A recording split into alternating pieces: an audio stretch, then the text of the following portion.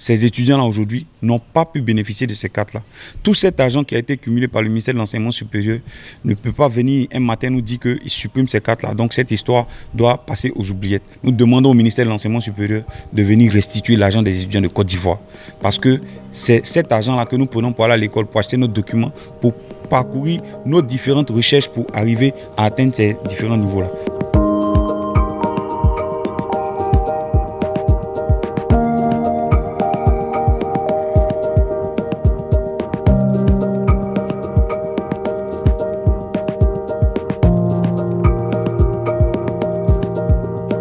Je suis là ce matin pour parler d'une question relative à l'enseignement supérieur.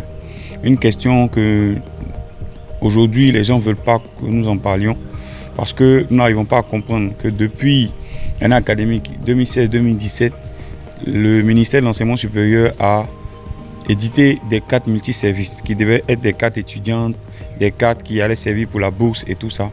Et ces cartes-là, pour faire nos inscriptions et tout ça.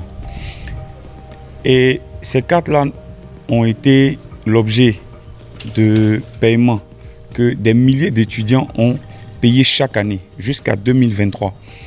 Et on n'a jamais perçu ces cartes-là. Vous imaginez que chaque année, nous avons environ près de 100 000 bacheliers d'abord qui doivent payer ces cartes, sans compter ceux qui sont dans les deuxième année, troisième année, licence, master et autres. Chaque étudiant a payé cet argent. Depuis plusieurs années, on n'a jamais reçu ces cartes-là. Mais tout cet argent des étudiants qui vivent dans des conditions difficiles, qui sont enseignés dans des conditions précaires, ces étudiants-là aujourd'hui n'ont pas pu bénéficier de ces cartes-là.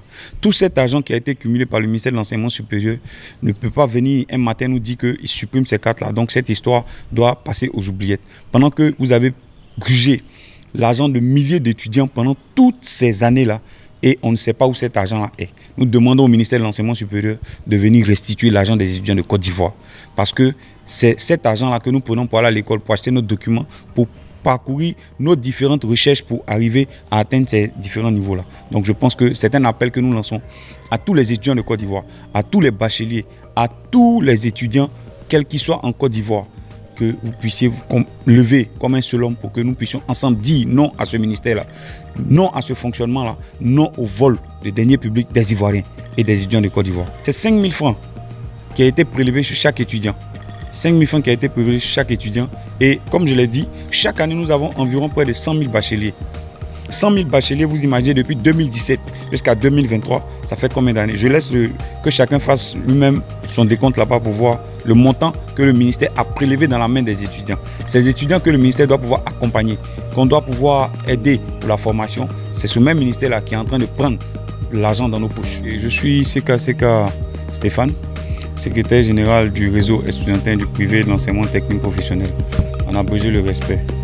Je suis étudiant régulièrement inscrit en Master 1 Transport Logistique.